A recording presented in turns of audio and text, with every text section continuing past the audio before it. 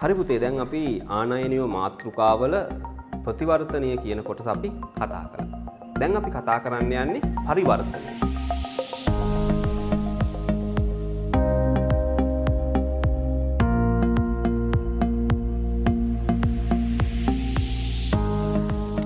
පරිවර්තනය.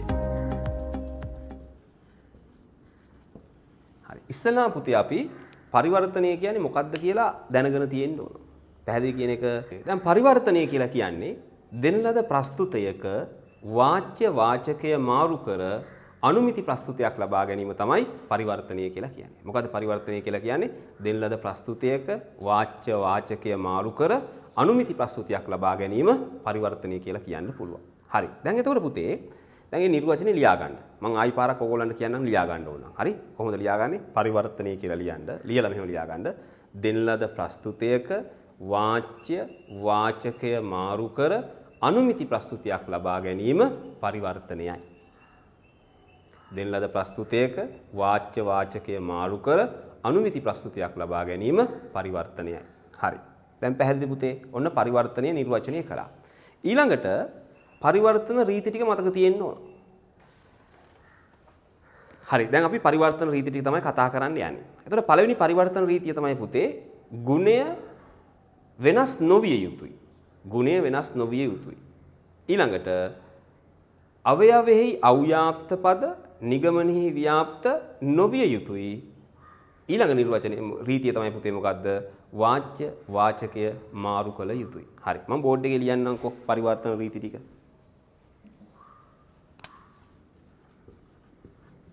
පරිවර්තන රීති. එක පළවෙනි එක ගුණය වෙනස් නොකළ යුතුය. දෙක අවයවයෙහි අව්‍යාප්ත පද නිගමනයේ ව්‍යාප්ත නොවිය යුතුය. තුන්වෙනි එක පුතේ වාච්‍ය වාචකය මාරු කළ යුතුය. තුන්වෙනි එක වාච්‍ය වාචකය මාරු කළ යුතුය. පැහැදිලි කියන එක. එහෙනම් අපි දැන් පරිවර්තන රීති කතා කරන්නේ එක මොකද්ද? මේක කටපාඩම් තියෙනවා පුතේ. මොකද්ද? ගුණය වෙනස් නොකළ යුතුය. අවයවේ අව්‍යාප්ත පද නිගමනයේ ව්‍යාප්ත නොවිය යුතුය. වාච්‍ය වාචකය මාරු කළ යුතුය. පැහැදිලි පුතේ කියන එක. right. හරි. දැන් ඊළඟට දැන් මම මේක මකනවා. ඊළඟට තියෙන පුතේ කොහොමද දැන් අපි පරිවර්තනය කරන්නේ කියලා. ඒකත් ලේසි. ප්‍රතිවර්තනය වගේම තමයි පුතේ. හරි? දැන් ප්‍රතිවර්තනය සහ පරිවර්තනය අපිට පැහැදිලිව පුළුවන් නම් මේ ආනයනීය පාඩම සම්පූර්ණයෙන්ම අපිට තේරුම් ගන්න ලේසි. හරි. දැන් බලන්න පුතේ මම කියන්නම් කොහොමද පරිවර්තනය කරන්න කියලා. ඒ ප්‍රස්තුතිය පරිවර්තනය කරපුවාම ආයි ප්‍රස්තුතියක් වෙනවා. පැහැදිලි පුතේ කියන එක ඒක මතක තියෙන්න ඕන. ඊ ප්‍රස්තුතිය පරිවර්තනය කරපුවාම ඊ එකක් වෙනවා. ඊළඟට අයි ප්‍රස්තුතියක් පරිවර්තනය කරපුවාම අයි ප්‍රස්තුතියක් වෙනවා. හැබැයි පුතේ ඕ ප්‍රස්තුතියක් පරිවර්තනය කරන්න බෑ. ඕ ප්‍රස්තුතියක් පරිවර්තනය කරන්න බෑ. ඒකත් මතක තියාගන්න ඕන. එතකොට පරිවර්තනයේදී කරන්න ඕනේ මොකද්ද පුතේ? වාච්‍ය වාචකය මාරු කරන එක විතරයි. වාච්‍ය වාචකය මාරු කිරීම. වෙන මුකුත් කරන්නේ නැහැ. පරිවර්තනය මොකද්ද කරන්නේ? වාච්‍ය වාචකය මාරු කරන එක විතරයි. පැහැදිලි පුතේ කියන එක. හරි. දැන් අපි ප්‍රස්තුත පරිවර්තනය කරමු. හරි. එහෙනම් මොකද්ද මම කියන්නම්? මම කන්නම් මේක. ටිකක් මම පැත්තකින් ලියා ගන්න ලේසියට. ඒ ප්‍රස්තුතයක් පරිවර්තනය කරපුවම i එකක් වෙනවා. e එකක් පරිවර්තනය කරපුවම e එකක් වෙනවා. i ප්‍රස්තුතයක් පරිවර්තනය කරපුවම i එකක් වෙනවා පුතේ. o ප්‍රස්තුතයක් පරිවර්තනය කරන්න බෑ. මොකද කරන්න ඕනේ? වාච්‍ය වාචකය මාරු කරන්න ඕන. හරි. දැන් බලමු පුතේ. එහෙනම් මොකද පුතේ කරන්න යන්නේ? ඒ ප්‍රස්තුතයක් පරිවර්තනය කිරීම. ආන් අහගන්න. එහෙනම් අපි දැන් ඒ ප්‍රස්තුතයක් පරිවර්තනය කරන්න යන්නේ. ඒ ප්‍රස්තුතයක් පරිවර්තනය කිරීම. හරි. දැන් බලන්න පුතේ. මම ගන්නම්කෝ ඒකක් ගමු අපි සියලු මිනිස්සු බුද්ධිමත් වෙති. සියලු මිනිස්සු බුද්ධිමත් වෙති. මේක ඒ ප්‍රස්තුතයක්. මේක පරිවර්තනය කරපුවාම මොකද වෙන්නේ පුතේ? ඒ ප්‍රස්තුතිය පරිවර්තනය කරපුවාම අයි ප්‍රස්තුතියක් වෙනවා. එතකොට කොහොමද එන්නේ? වාච්‍ය වාචකේ මාරු කරනවා. එතකොට ගෙන්නේ කොහොමද පුතේ? සමහර බුද්ධිමත් අය මිනිසුන් වේ. සමහර බුද්ධිමත් අය මිනිසුන් වේ. හරි පැහැදිලි පුතේ කියන එක. ඊළඟට ඊ ප්‍රස්තුතයක් පරිවර්තනය කිරීම. ගන්නවා ඊ ප්‍රස්තුතිය. කිසිම මිනිසෙක් බුද්ධිමත් නොවේ. කිසිම මිනිසෙක් බුද්ධිමත් නොවේ. ඒතර ඊ ප්‍රස්තුතිය පරිවර්තනය කරපුවාම එන්නේ පුතේ ඊ එකක්මයි. කොහොමද එන්නේ? කිසිම බුද්ධිමතෙක් මිනිසෙක් නොවේ. කිසිම බුද්ධිමතෙක් මිනිසෙක් නොවේ. ඊළඟ පුතේ අයි ප්‍රස්තුතය පරිවර්තනය කිරීම.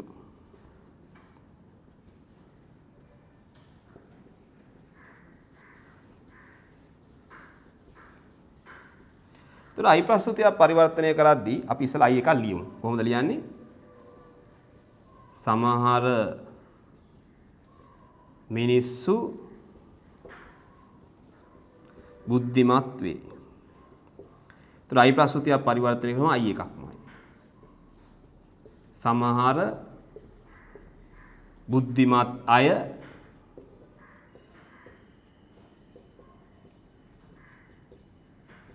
මිනිසුන් වේ. නේ වාච්‍ය වාචකේ මාරු කරන විතරයි පුතේ තියෙන්නේ. නේ ක්‍රමයේ දැනගන්න ඕන මොකද්ද? ඒ එකක් පරිවර්තන අයි එකක් මේ වාච්‍ය වාචකේ මාරු කරනවා. ඊ එකක් පරිවර්තනය කරනවා ඊ එකක් මොකද කරන්න ඕනේ පුතේ? වාච්‍ය වාචකේ මාරු කරනවා. අයි ප්‍රස්තුතය පරිවර්තනය කරනවා අයි එකක් මොකද කරන්න ඕනේ පුතේ? වාච්‍ය වාචකය මාරු කරනවා. එච්චරයි තියෙන්නේ. ඒතර ඕ ප්‍රස්තුතය පරිවර්තනය කරන්න බෑ. දැන් අපි ඒකත් බලමු තව පොඩ්ඩකින් ඕ ප්‍රස්තුතය පරිවර්තනය කරන්න බැරි මොකද කියලා. හරි. දැන් අපි බලමු පුතේ ඇයි මේ ඕ ප්‍රස්තුතය පරිවර්තනය කරන්න බැරි මොකද කියලා. මේ ඕ ප්‍රස්තුතය පරිවර්තනය කරන්න බැරි පරිවර්තන රීති කඩ වෙන හින්දා. දැන් පරිවර්තන රීති තුනක් දුන්නානේ පුතේ. එකක් මොකද්ද? ගුණයෙන් සමාන විය යුතුයි කියලා කිව්වා. ඊළඟට අවයවෙහි අව්‍යාප්ත වූ පද නිගමනෙහි ව්‍යාප්ත නොවිය යුතුයි කියලා කිව්වා. වාච්‍ය වාචකේ මාරු කළ යුතුයි කියලා කිව්වා. එතකොට ඔය රීති කඩ වෙනවා නම් පුතේ සප්‍රමාණ ලෙස පරිවර්තනයක් කරන්න බෑ. ඒ නිසා තමයි ඕ ප්‍රස්තුතයක් පරිවර්තනය කරන්න බැරි. මම ඒක පොඩ්ඩක් බෝඩ් එකේ පැහැදිලි කරන්නම් පුතේ. මම ඉස්සෙල්ලා ඕ ප්‍රස්තුතයක් ලියනවා. මේ බලන්න ඕ ප්‍රස්තුතයක් ලියනවා. ඕ ප්‍රස්තුතයක් ලියනවා. සමහර මිනිස්සු බුද්ධිමත් වේ කියලා. හරි. සමහර මිනිස්සු බුද්ධිමත් වේ. හරි. එතකොට දැන් මම මේක බලනවා පුතේ. මේක මේ ප්‍රස්තුතය මම පොඩ්ඩක් තව කෙරෝලෙන් ලියන්නම්.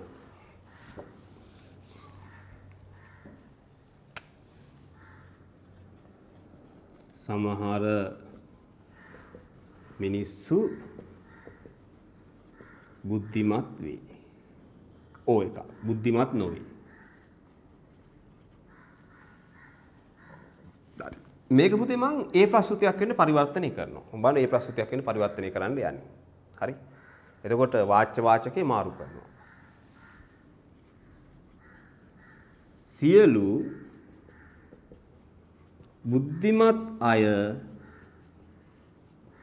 මිනිසුන් වෙති. සියලු බුද්ධිමත් අය මිනිසුන් වෙති. හරි. දැන් පුතේ මෙහෙම පරිවර්තනය කළාට මේක වැරදි. මේකේ පරිවර්තන රීතියක් කඩ වෙලා තියෙනවා. මම පෙන්නන්නම් මොකද්ද කඩ වෙලා තියෙන්නේ පරිවර්තන රීතිය කියලා. දැන් මේ ප්‍රස්තුතයේ ප්‍රධාන කොටස්ද මේ පැත්ත වාච්‍ය මේක මොකද්ද වාචකය. හරි. වාච්‍ය වාචකය. හරි. දැන් එතකොට පුතේ අපි AEIO ප්‍රස්තුත වල පද ව්‍යාප්තිය දන්නවා. එතකොට ඕ ප්‍රස්තුතයක පද ව්‍යාප්තිය අව්‍යාප්තයි ව්‍යාප්තයි. ඒ ප්‍රස්තුතයක පද ව්‍යාප්තිය ව්‍යාප්තයි අව්‍යාප්තයි. හරි. දැන් එතකොට පුතේ බලමු මොකද්ද මේකෙන් කඩ වෙන පරිවර්තන රීතිය කියලා. පරිවර්තන රීති තුනක් තියෙනවා කියලා කිව්වා. මොකද්ද කිව්වේ? එකක් ගුණය වෙනස් නොවිය යුතුයි. අවයවයේ අව්‍යාප්ත පද නිගමනයේ ව්‍යාප්ත නොවිය යුතුයි. වාච්‍ය වාචකය මාරු කළ යුතුයි. දැන් බලමු පුතේ මේකේ කඩ වෙන්නේ මොන පරිවර්තන රීතියද කියලා. හරි මේ ගුණය වෙනස් නොවිය යුතුයි. ඒ කියන්නේ ගුණයෙන් සමාන විය යුතුයි මේ. මේකේ ගුණය තියෙන්නේ මොකද්ද පුතේ? නොවේ. මේකේ ගුණය තියෙන්නේ මොකද්ද? වෙති. එහෙනම් ගුණය වෙනස් වෙලා නේ තියෙන්නේ. ගුණය වෙනස් වෙලා තියෙන්නේ පුතේ. ගුණය වෙනස් වෙලා නම් ඒක වැරදි. එහෙනම් මොකද හේතුව? ඒ ඕ ප්‍රස්තුතියක් ඒකක් වෙන්න පරිවර්තනය කළොත් මොකද්ද කඩවන රීතිය පුතේ? ගුණය වෙනස් නොවිය යුතුය යන රීතිය කඩ වී ඇත. ගුණය වෙනස් නොවිය යුතු යන රීතිය කඩ වී ඇත. හරි. දැන් අපි ඊළඟට මේ ඕ ප්‍රස්තුතය ඊ එකක් වෙන්න පරිවර්තනය කරමු. මම ආයෙ එකක් ලියන්නම් එහෙනම්. සමහර මිනිස්සු බුද්ධිමත් නොවේ. ඔය එක. මේක පරිවර්තනය කරන පුතේ ඊ ප්‍රස්තුතියක් වෙන්න. වාච්‍ය වාචකේ මාරු කරන්න. එතකොට කිසිම බුද්ධිමතෙක්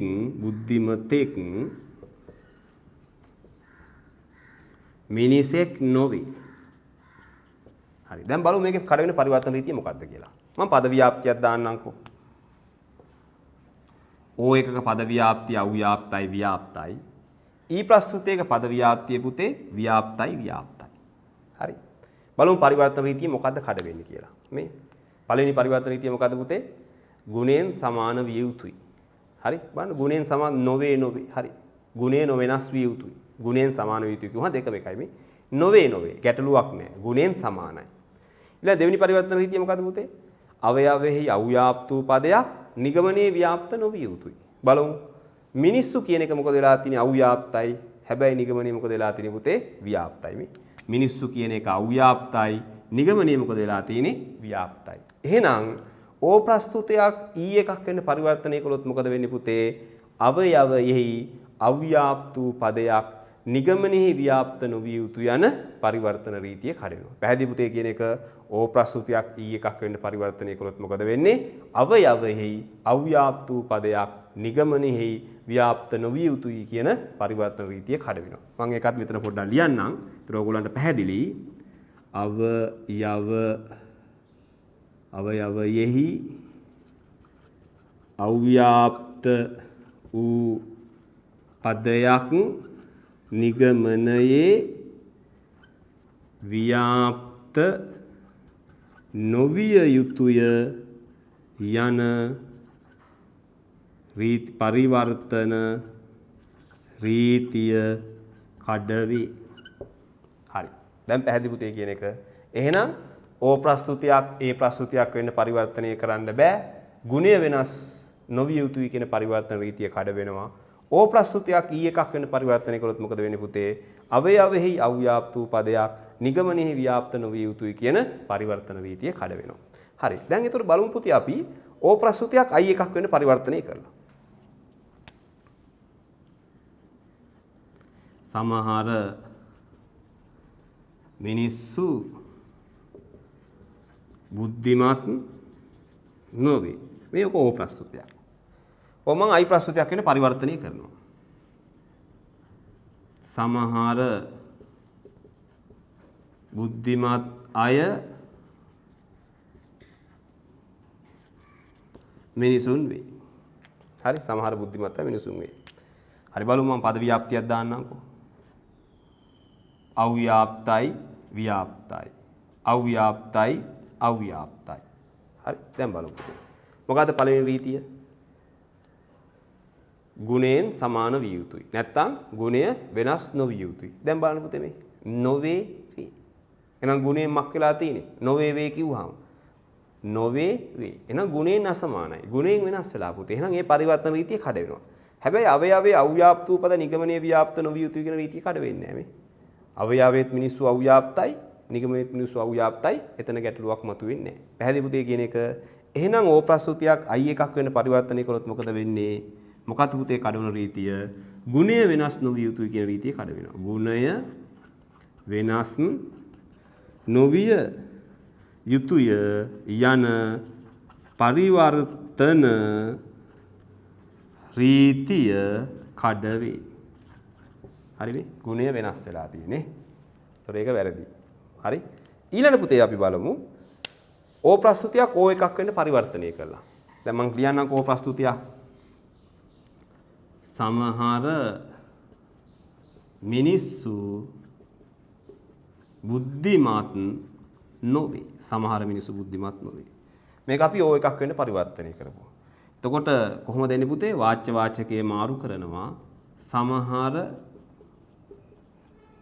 බුද්ධිමත් අය මිනිසුන් නොවේ. සමහර බුද්ධිමත් අය මිනිසුන් නොවේ. හරි. දැන් බලමු පුතේ මම පද ව්‍යාප්තියක් දාන්නම්කෝ. මෙන්න වාච්‍ය වාචකයේ බෙදුවා.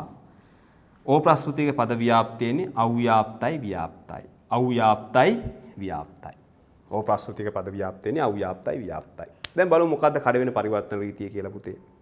ගුණය වෙනස් නොවිය යුතුයි පළවෙනි පරිවර්තන රීතිය මේ. ගුණය වෙනස් වෙලා නැහැනේ හරිනේ. ගුණය වෙනස් නොවිය යුතුයි. ඒ කියන්නේ ගුණයෙන් සමාන විය යුතුයි. එහෙනම් ගුණයෙන් සමාන වෙලා තියෙන එතන ගැටලුවක් නැහැ.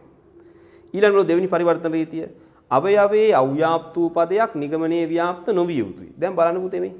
මෙතන මිනිස්සු අව්‍යාප්ත වෙලා නිගමනයේ මිනිස්සු මක් වෙලාද පුතේ? ව්‍යාප්ත වෙලා. එහෙනම් අවයවයේ අව්‍යාප්ත වූ පදයක් නිගමනයේ ව්‍යාප්ත නොවිය යුතුයි කියන පරිවර්තන රීතිය කඩ වෙනවා. ඒ හේතුව අවයවයේ අව්‍යාප්ත වූ පදය මක් වෙලාද පුතේ? නිගමනයේ ව්‍යාප්ත වෙලා. එහෙනම් ඕ ප්‍රස්තුතියක් ඕ එකක් වෙන්න පරිවර්තනය කළොත් මොකද වෙන්නේ පුතේ? අවයවයෙහි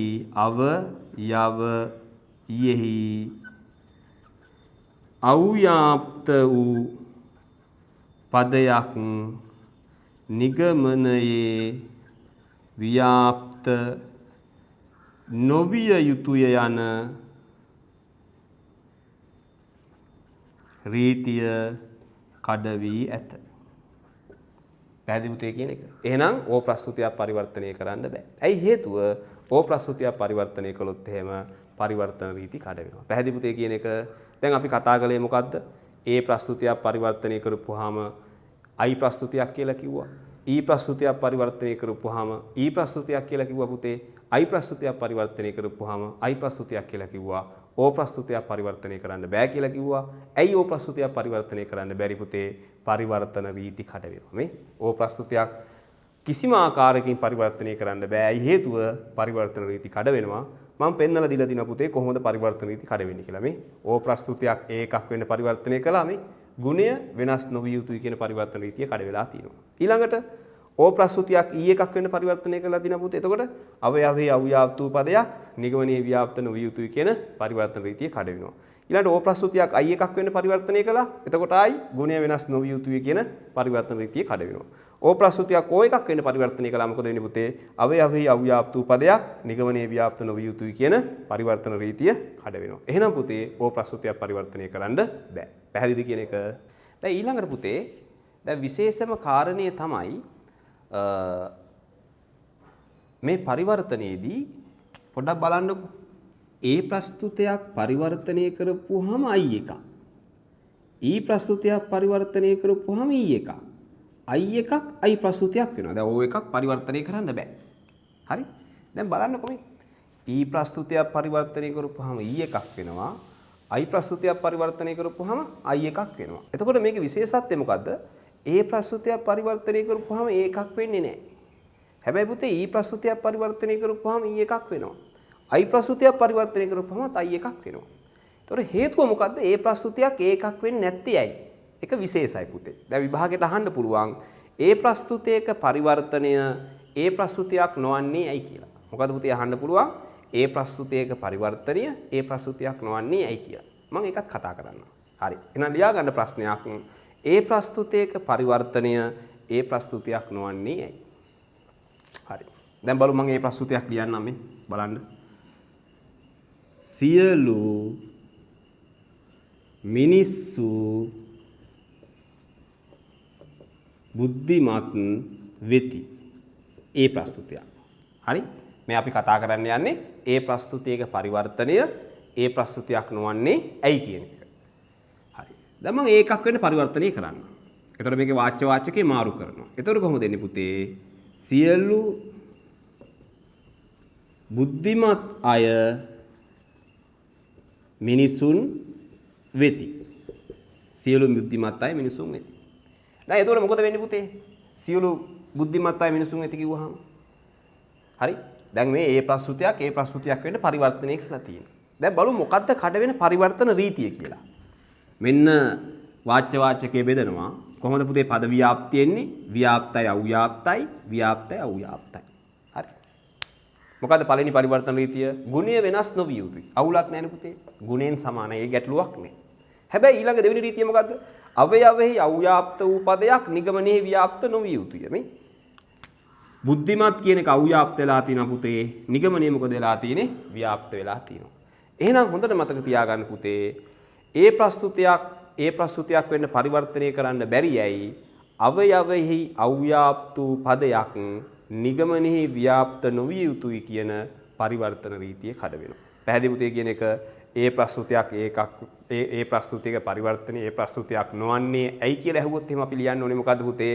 අවයවෙහි අව්‍යාප්ත වූ පදයක නිගමනයේ ව්‍යාප්ත නොවිය යුතුයි කියන පරිවර්තන රීතිය කඩ වෙනවා කියලා. පැහැදිලි පුතේ කියන එක අවයවෙහි අව්‍යාප්ත වූ පදයක් නිගමනයේ ව්‍යාප්ත නොවිය යුතුයි කියන පරිවර්තන රීතිය කඩ වෙනවා. පැහැදිලි පුතේ කියන එක එහෙනම් ඒ ප්‍රස්තුතියක පරිවර්තනය ඒ ප්‍රස්තුතියක් වෙන්නේ නැහැ. හරි. දැන් ඊළඟට මේකට කියනවා පුතේ විශේෂ නමක්. එතකොට ඒ ප්‍රස්තුතයට කියනවා පුතේ සීමාකල පරිවර්තනය කියලා කියනවා. නැත්නම් සීමාකෘත පරිවර්තනය කියලා කියනවා. සීමාකෘත පරිවර්තනය කියලා කියනවා මේකට. මොකද්ද කියන්නේ? සීමාකෘත පරිවර්තනය. එතකොට සීමාකෘත පරිවර්තනයට අයිති වෙන්නේ මොකද්ද පුතේ? ඒ ප්‍රස්තුතයක්. පැහැදිලි කියන එක සීමාකෘත පරිවර්තනයට අයිති වෙන්නේ මොකද්ද? ඒ ප්‍රස්තුතයක්. හරි. දැන් එතකොට මොකද්ද බලමු මේ සීමාකල කිව්වත් හරි සීමාකෘත කිව්වත් හරි පුතේ. හරිද? මොකද්ද මේ සීමාකල පරිවර්තනයක් කියන්නේ මොකද්ද කියලා බලමු.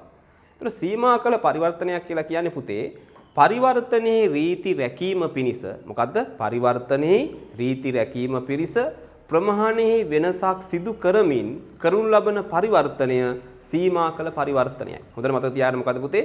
පරිවර්තනයේ රීති රැකීම පිණිස ප්‍රමාණයේ වෙනසක් සිදු කරමින් කරනු ලබන පරිවර්තනය සීමාකල පරිවර්තනයයි. එතකොට පුතේ ඒ ප්‍රස්තුතයක පරිවර්තනය වන්නේ සීමාකල පරිවර්තනයක්. පැහැදිලි පුතේ කියන එක. ඒතර සීමාකල පරිවර්තනයක් කර අයිති වෙන්නේ ඒ ප්‍රස්තුතයක් විතරයි. ඇයි සීමාකල පරිවර්තනයක් කියලා කියන්නේ පුතේ? පරිවර්තනයේ රීති රැකීම පිණිස ප්‍රමාණයේ වෙනසක් සිදු කරමින් කරනු ලබන පරිවර්තනය සීමාකල පරිවර්තනයයි. පැහැදිලි පුතේ කියන එක. හැබැයි ඊ සහ අයි ප්‍රස්තුත ගත්තොත් එහෙම පුතේ ඒවා සීමා කිරීමෙන් තොර වූ පරිවර්තනයක්. දැන් හොඳට මතක තියාගන්න. එහෙනම් සීමාකල පරිවර්තනයට අයිති වෙන්නේ ඒ ප්‍රස්තුතයක්. සීමා කිරීමෙන් තොර වූ පරිවර්තනයට අයිති වෙන්නේ මොකද පුතේ? ඊ සහ අයි ප්‍රස්තුතය. ඇයි හේතුව? ඊ ප්‍රස්තුතයක පරිවර්තන ඊ ප්‍රස්තුතයක් ප්‍රමාණයේ වෙනසක් සිදුවන්නේ නැහැ. අයි ප්‍රස්තුතයක පරිවර්තනය අයි එකක් ප්‍රමාණයේ වෙනසක් සිදුවන්නේ නැහැ. එහෙනම් පුතේ ඊ සහ අයි සීමා කිරීමෙන් තොර වූ පරිවර්තනයක්. ඒ ප්‍රස්තුතයක් මොකද්ද? සීමාකල පරිවර්තනයක් නැත්නම් සීමාකෘත පරිවර්තනයක් ලෙස හඳුන්වනවා ඒ ප්‍රස්තුතියක්. හරි පුතේ දැන් අපි අද කතා කළේ ආනයනයෝ කියන මාතෘකාවේ පරිවර්තනය කියන කොටස.